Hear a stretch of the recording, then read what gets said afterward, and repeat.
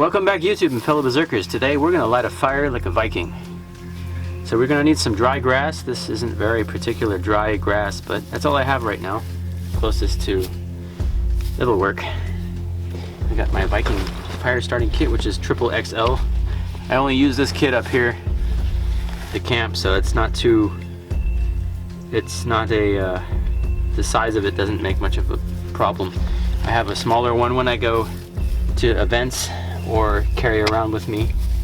I have a small pouch with my flint and steel, which I keep separate in this kit. Little pouch. I made all this on my own too, so which is really neat. I had some leather I had to get, and I keep my flint and steel in here. So you can see it. Yeah. So it's my Viking fire striker, forged myself. You can check out a video. I have a couple videos on how to make one of those. And I have a couple pieces of flint in here.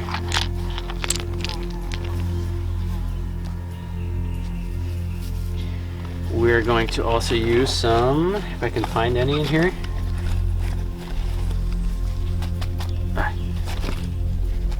In this little pouch here, I have my charred cloth. Now this is charred cloth made of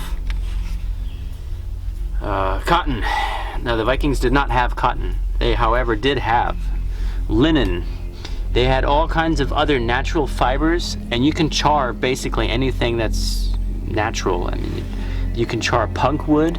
Punk wood is basically a piece of rotten wood that falls apart basically like if you rub it in your hand, it'll almost feel like straw. It just pulverizes, and you can char that in a can. The same you can, pun, that's funny. You can char that the same way that you char cloth, and it becomes an excellent fire starting resource.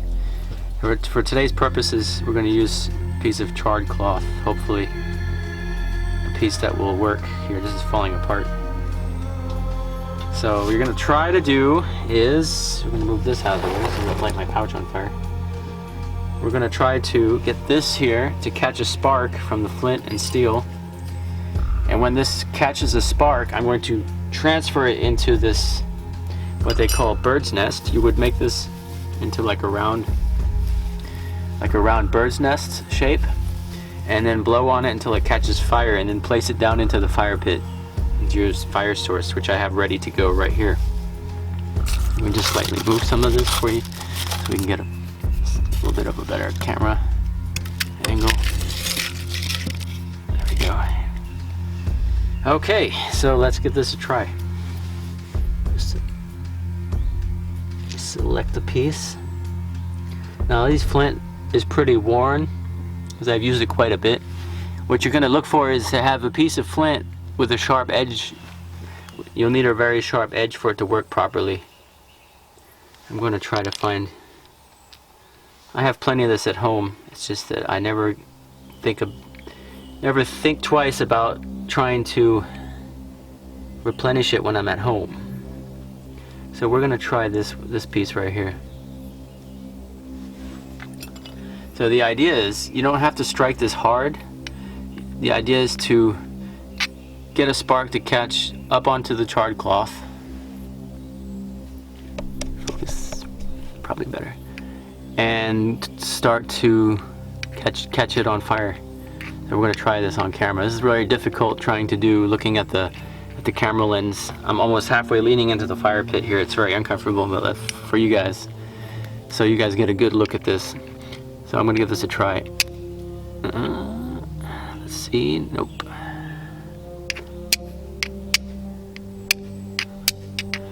So you see the sparks are going all over the place. You just have to get a sharp edge, and a good spark has to land on it.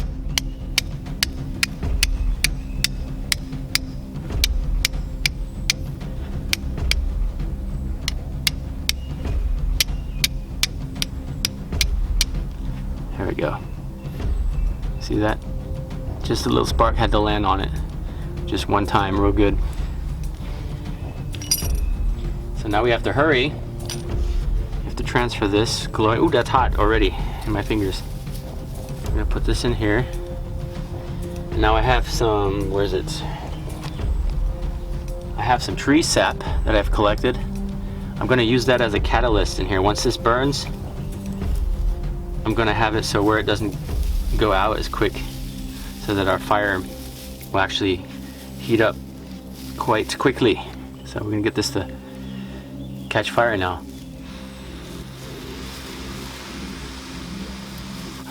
Yeah, I can feel the heat out of this thing already. It's pretty hot. It's almost too hot to hold.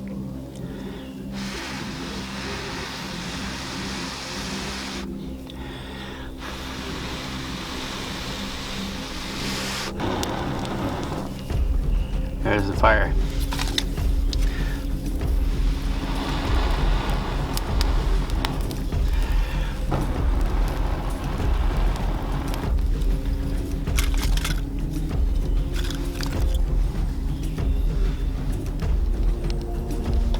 Adding little pieces of birch bark to get it going.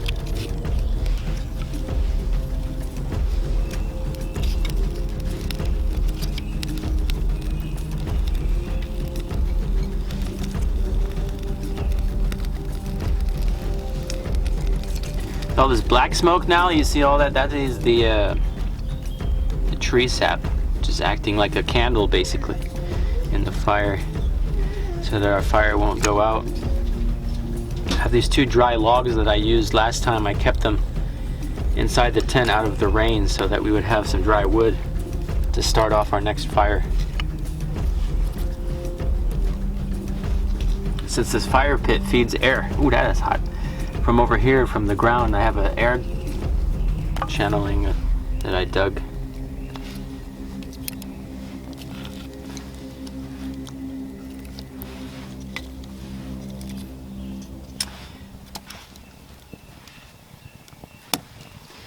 All right, here we have our fire.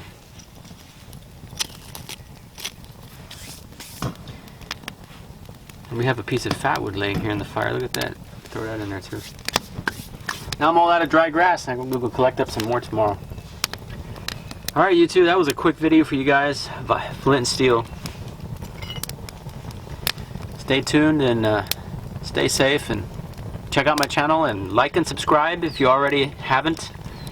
And hope you enjoyed.